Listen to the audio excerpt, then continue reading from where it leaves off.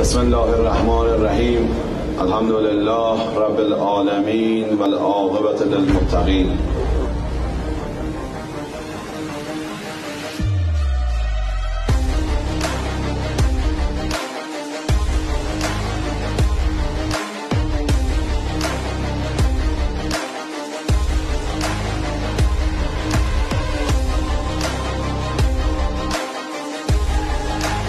ما با هیچ کس دشمنی نداریم. ما فقط اومده ایم که کار کنیم.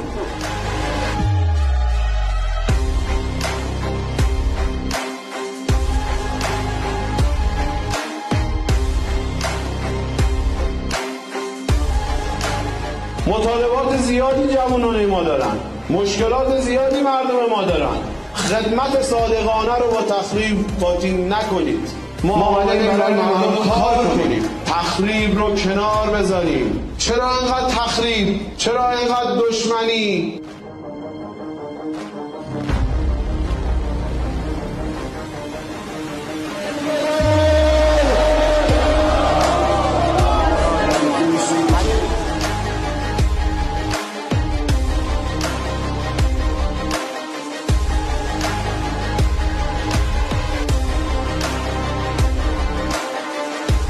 ما هیچ جریانی نداریم.